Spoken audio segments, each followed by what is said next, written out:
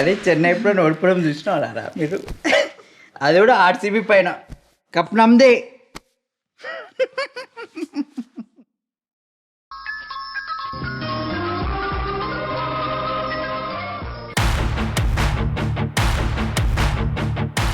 నువ్వు అడిగింది BP tablets కదూ?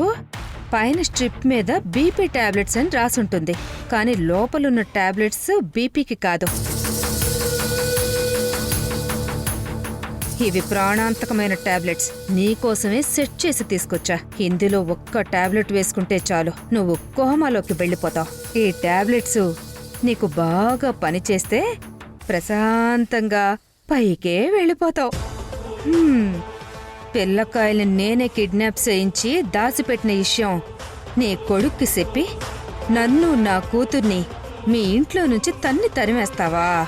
అప్పటికి బతిమలాడి చెప్పిన అన్నయ్య, అయిపోయిన విషయాన్ని పెద్దది చెయ్యకు అని.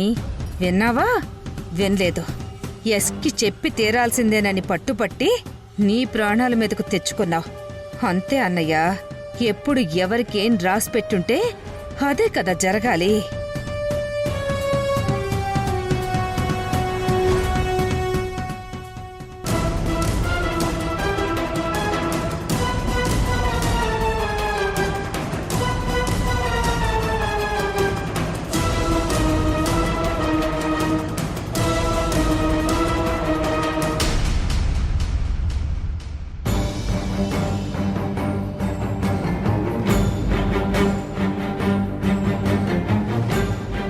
పాలు పొంగాయా?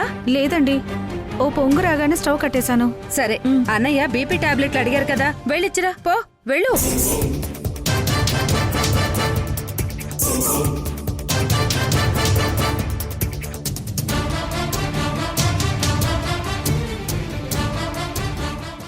ఇదిగోండి అయ్యగారు.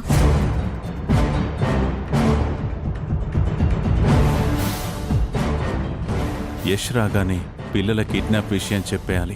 ఆ విషయం బయట పెట్టడానికే సింధు గౌతమ్తో కలిసి నాటకం ఆడిందని, అందులో తన తప్పేం లేదని యష్తో చెప్పాలి. ఇదంతా కన్యాకుమారి, దాని కూతురు సంధ్య కలిసి వేసిన పథకమని వాడికన్నీ వివరంగా చెప్పి ఈ తల్లి కూతుళ్ళని ఇంట్లో నుంచి గెంటేయాలి. ఇదేంటి అన్నయ్య బీపీ టాబ్లెట్లు అడిగి వేసుకోకుండా ఏదో ఆలోచిస్తా ఉండాడో?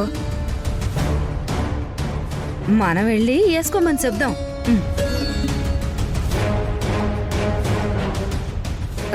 అన్నయ్య, బీపీ టాబ్లెట్లు వేసుకోవడం మర్చిపోయినట్టున్నారు, వేసుకోండి. నువ్వు చెప్పగానే వేసుకోవాలా? నా ఇష్టం వచ్చినప్పుడు వేసుకుంటాను. వెళ్ళు.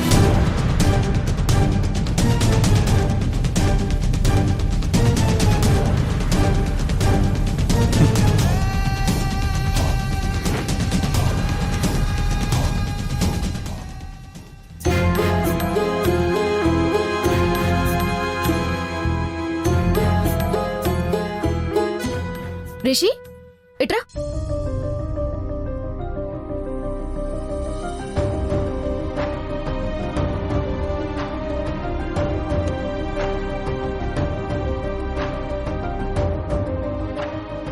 అటేపు జరిగేసేసే. సంధ్య,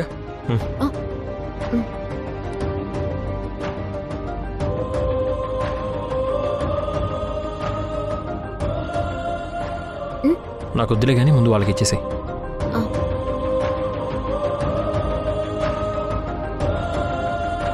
అను, ఇందా నువ్వు తీసుకో. ముందు పిల్లల్ని తిన్ని.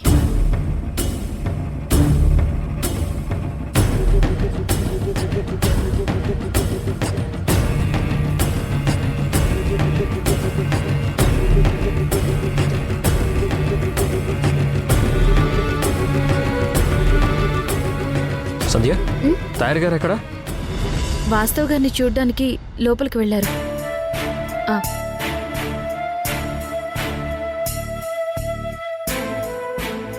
సంధ్య, తయారు గారికి ఇవ్వు. ఇదిగోండి, తీసుకోండి. వద్దమ్మా, నేను మళ్ళీ తింటాను. తీసుకోండి. మళ్ళీ తింటాను బాబు.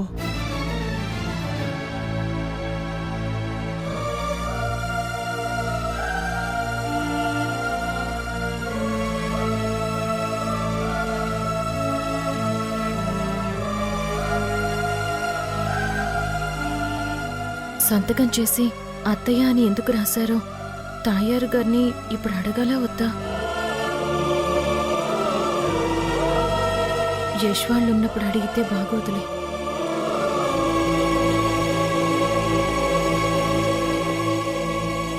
తాయారు గారు, పిల్లల్ని తీసుకుని మేము ఇంటికి బయలుదేరుతాం. అలాగేనమ్మా, నేనిక్కడే ఉంటాను, మీరు బయలుదేరండి. వీలు చూసుకొని మేము మళ్ళీ వస్తామండి. అలాగే బాబు.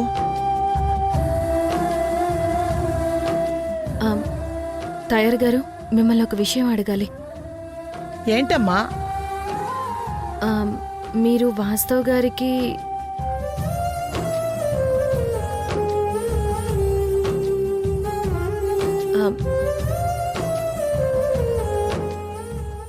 ఏంటమ్మా అడుగు. ఏం లేదండి.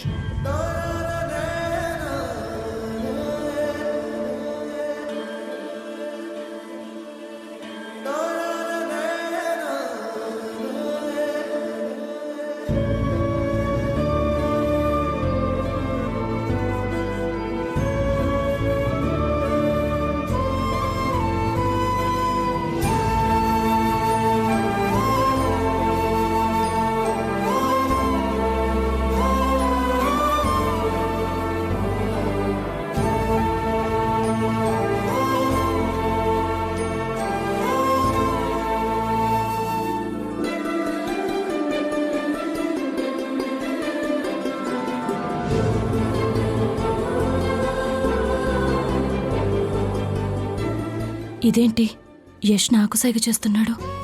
ఏమై ఉంటుంది?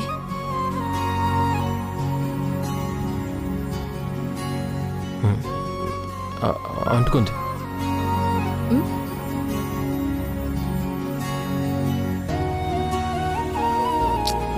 ఇక్కడ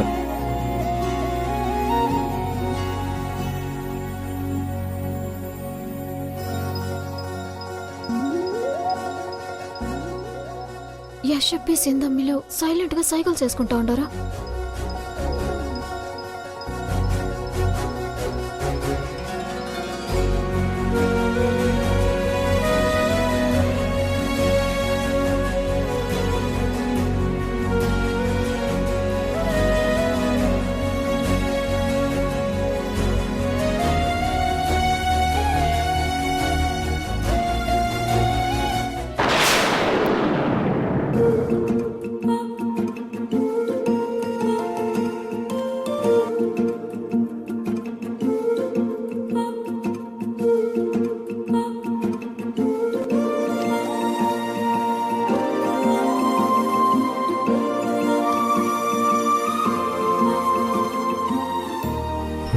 అందుకే తీసాను. థ్యాంక్స్.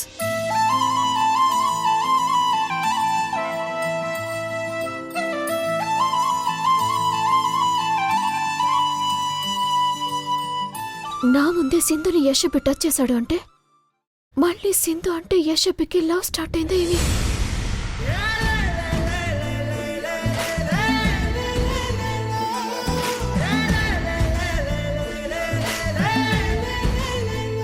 తిను. చాలమ్మా. సరే రా వెళ్దాం.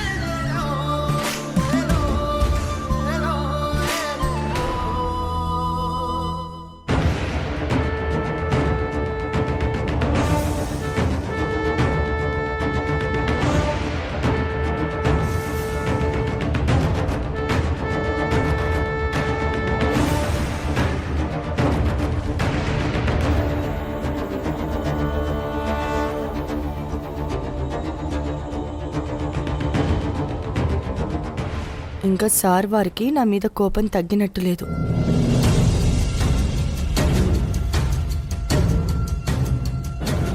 మంచినీళ్ళు నేను అడిగానా? పడుకునే ముందు మంచినీళ్లు తాగటం నీకు అలవాటు కదా, అందుకే తెచ్చాను. నా అలవాట్ల గురించి కంటే ఇంట్లో జరిగే పొరపాట్ల గురించి ఆలోచిస్తే బాగుంటుంది. మళ్ళీ మొదలు పెట్టాడు. ఈయనతో వాదించటం నా వల్ల కాదు. ఇంకా పడుకోలేదు? నువ్వు చేసిన పనికి నాకు నిద్ర పట్టడం లేదు.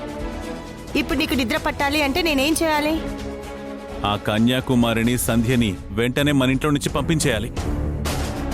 పంపించకపోతే పిల్లల్ని కిడ్నాప్ వాళ్లే చేశారని యష్కి చెప్పేస్తాను. ఏంటి చంద్ర మరీ మూర్ఖంగా మాట్లాడుతావు? చెప్పిన అర్థం చేసుకోవే. అసలు యశ్ వరకు ఎందుకు? నేను తలుచుకుంటే వాళ్ళని ఇంట్లో నుంచి వెళ్ళగొట్టడం నాకు నిమిషం పని. కానీ నేనెందుకు అలా చేయడం లేదు? నువ్వే లోతుగా ఆలోచించలేకపోతున్నావు అసలు. ఏం ఆలోచించాలి దాము లోతుగా? అరే, వాళ్ళ క్రిమినల్ మెంటాలిటీ తెలుసు కూడా కామ్గా ఉంటున్నావు నువ్వు. అవును, వాళ్ళ గురించి నాకు పూర్తిగా తెలిసినా కూడా కామ్గానే ఉన్నాను. ఇప్పుడు కాదు, టైం వచ్చినప్పుడు చెప్తాను వాళ్ళ పని. ఇంక ఈ విషయం వదిలే చంద్ర, నీకు దండం పెడతాను.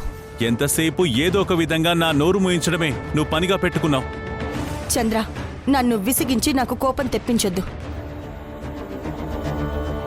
ఈ కిడ్నాప్ విషయం ఇక్కడితో మర్చిపోకపోతే సింధుకే కాదు, పిల్లలకి కూడా నిజం తెలిసిపోతుంది. ఇప్పటికే కొన్నేళ్లు పిల్లలు తల్లి లేకుండా పెరిగారు. నువ్వు యష్కి కిడ్నాప్ గురించి చెప్తే మళ్ళీ వాళ్ళు తల్లి లేని పిల్లలుగా మిగిలిపోతారు. అంతేకాదు, నీ నోటితో నువ్వే చాలాసార్లు పిల్లలతో అన్నావు సంధ్యే మీ అమ్మ అని. నిజం బయటపడితే పిల్లల దృష్టిలో నువ్వు వాళ్ళకి అబద్ధం చెప్పి వాళ్ళని మోసం చేసిన వాడివి అవుతావు. తర్వాత నీ ఇష్టం.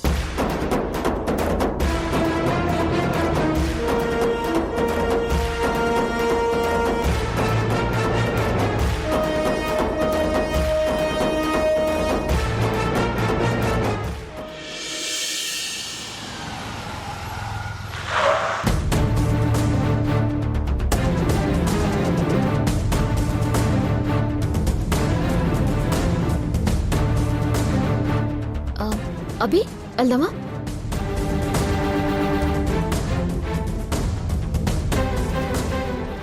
రాను. సింధు, ఒక నిమిషం నీతో మాట్లాడాలి.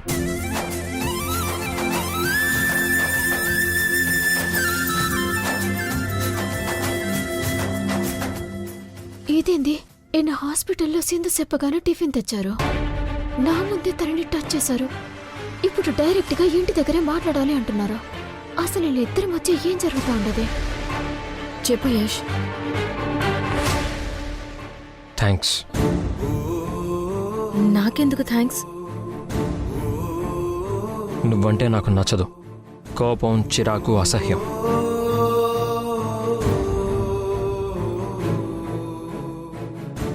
నా మీద అన్ని నెగిటివ్ ఫీలింగ్స్ ఉన్నవాడివి ఎంత పాజిటివ్గా థ్యాంక్స్ ఎందుకు చెప్పావు?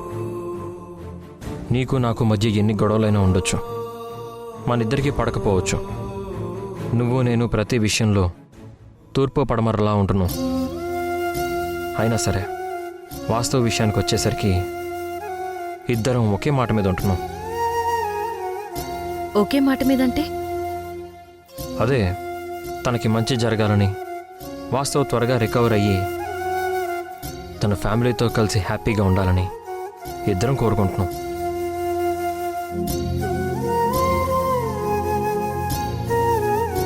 వాస్తవ విషయంలో యశప్పి సింధు ఒకే మాట మీద ఉన్నట్టు రేపు కొంప తీసి పిల్లకాయల విషయానికి వచ్చేసరికి ఒకటైపోతారా?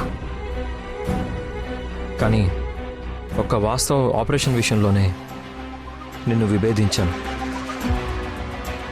నువ్వు ఎంత చెప్పినా నీ డెసిషన్ని నేను యాక్సెప్ట్ చేయలేకపోయాను. ఎందుకంటే తనకేమైనా జరిగితే అను తండ్రి లేని బిడ్డ అయిపోతుందని భయంతో. నీకున్న భయం నాకు లేదంటావా యష్? దూరంగా హాస్పిటల్లో ఉన్న తండ్రిని అనుని దగ్గర చెయ్యాలని రిస్క్ అని తెలిసినా కూడా డేర్ చేశాను. నువ్వు తీసుకున్న డెసిషన్ వల్ల నాకు ఒక విషయం అర్థమైంది. బలమైన సంకల్పం ఉంటే ఏదైనా జరుగుతుంది అని. ఏనింది? సింధుని పొగిడేస్తుండారా? ఈరోజు వాత్సు త్వరలో మళ్ళీ నార్మల్ మనిషి అవబోతున్నాడని తెలిసి ఎంత ఆనందపడ్డానో. ఇదంతా నీ వల్లే జరిగింది, అందుకే నీకు థ్యాంక్స్ చెప్పాను. వాస్తవ్ గారు మళ్ళీ రికవర్ అవడానికి కారణం నాకన్నా నువ్వే ఎక్కువ కష్టపడ్డావు.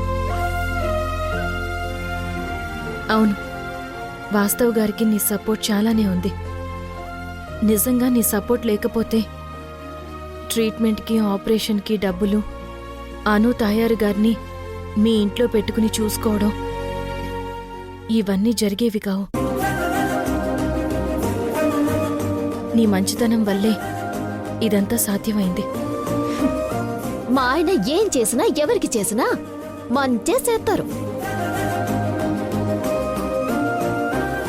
ఏమండి, పదండి లోపలికి వెళ్దామా? బాగా చిరాగ్గా ఉండదు. ఫ్రెష్ పోదాం. పిల్లకాయలు రండి వెళ్దాం.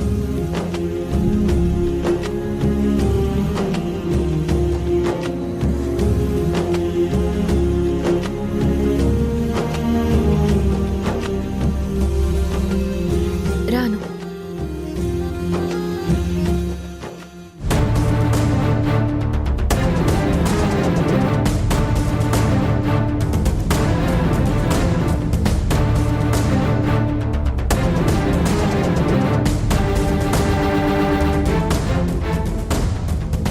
అన్నయ్య ఏంటి ఇంకా ఆ టాబ్లెట్ వేసుకోలేదు?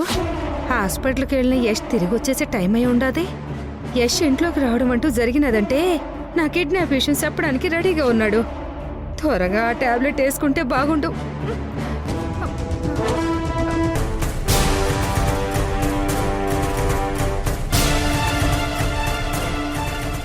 మావయ్య యశప్పి కోసమే ఎదురు సుతున్నారనుకుంటా. కొంపతీసి నిజం చెప్పిస్తారా ఏంది? యష్, అమ్మో, యష్ వచ్చేసినట్టున్నాడు. ఇప్పుడు ఏం జరుగుతా ఉండదో ఏమో. ఏంటన్నా? వాస్తవ్కి ఎలా ఉందిరా?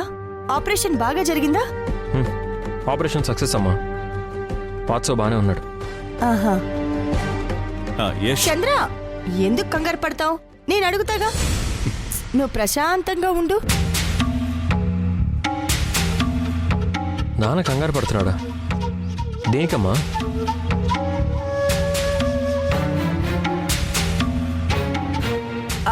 అదేరా, పిల్లలు కనపడడం లేదని స్కూల్ వాళ్ళు ఫోన్ చేశారు కదా, దాని గురించే.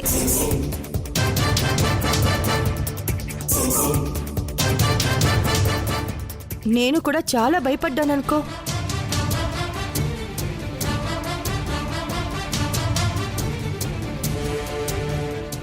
రిషి శశి అయినా మీరేంట్రా అలా చెప్పా పెట్టకుండా వెళ్ళిపోతారా? క్షేమంగా హాస్పిటల్కి వచ్చారు కాబట్టి సరిపోయింది. అదే మీకు మధ్యలో ఏమైనా జరుగుంటే ఏంట్రా పరిస్థితి? అసలు స్కూల్ వదిలి హాస్పిటల్కి ఎందుకు వెళ్ళారు? అమ్మా, పిల్లల్ని అరవకు. అరవద్దంటావేంట్రా? ఇంట్లో అందరినీ టెన్షన్ పెడతాను. అసలు వీళ్ళు హాస్పిటల్కి ఎందుకు వచ్చారు అసలు? అయినా వీళ్ళకేం పని? వాత్సవ్కి వాళ్ళ ఆపరేషన్ జరుగుతుంది కదా, అనుకి వాళ్ళ డాడీని చూడాలనిపించిందంట. తను వెళ్తానంటే ఒక్కదానివే ఎలా వెళ్తావు, నీకు తోడుగా మేము వస్తామని రిషి శశి కూడా వచ్చారు.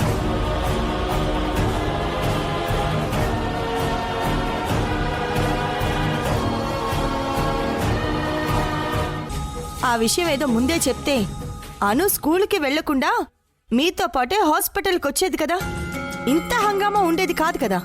చిన్నపిల్ల కదా, హాస్పిటల్లో వాస్తవ్ గారి పరిస్థితి చూసి బాధపడుతుందేమోనని నేనే వద్దన్నాను. ఓహో, ఇది నువ్వు చేసిన నిర్వాకమా?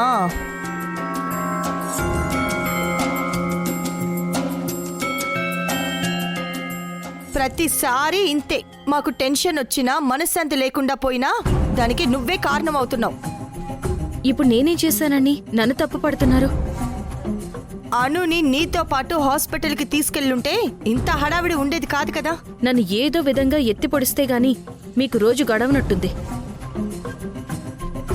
సంబంధం లేని విషయాల్లో కూడా నాకు సంబంధం అంటగట్టి మరీ అవమానిస్తున్నారు. అవును, అసలు ప్రతిసారి అమ్మా, ఇంతే. చాలా ఆపండి. వాత్సవ్ ఆపరేషన్ సక్సెస్ అయిందన్న హ్యాపీ మూడ్లో ఉన్నాను. దాన్ని అలాగే ఉండనివ్వండి. ఇదేంది? అప్పి సింధుని కదా ఆపాలి, వాళ్ళమ్మని ఆపడేంటి? నేను చాలా టైర్డ్గా ఉన్నాను, ఫ్రెష్ అయ్యి వస్తాను. నానా, నాతో ఏదో మాట్లాడాలని నేను హాస్పిటల్లో ఉన్నప్పుడు ఫోన్ చేశారు. ఆ. సారీ నాన్న, వాట్సాప్ టెన్షన్లో ఉండి మీతో మాట్లాడలేకపోయాను. ఇప్పుడు చెప్పండి, నాతో ఏం మాట్లాడాలి? ఆ,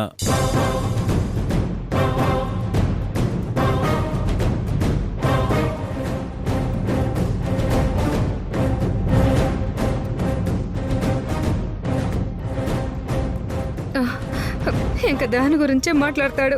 అమ్మో, పిల్లల కిడ్నాప్ విషయమే. ఈ రోజుతో మన పని అయిపోయినట్టే.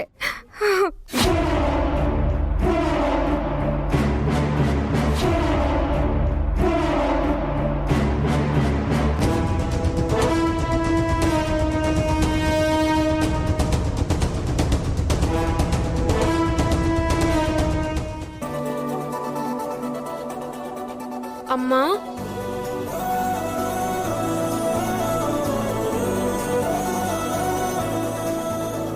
ఏంటి రిషి ఇలా వచ్చావు? ఏం లేదు, ఊరికే నిన్ను చూద్దామని.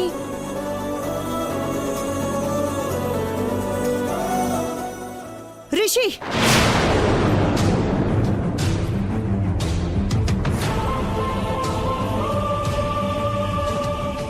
జనరల్గా నేను అనుకుంటా కదరా, అంటే మైండ్కి ఏమైనా క్రియేటివ్ థాట్స్ వస్తాయి కదా, అవి ఇట్లా అనుకుంటా అట్లా జరిగిపోతారా? అది అలా జరిగిపోతుంది అంతే. కాదురా, అది అయ్యేంత వరకు నువ్వు జనాలు కాబట్టి జరుగుతుంది.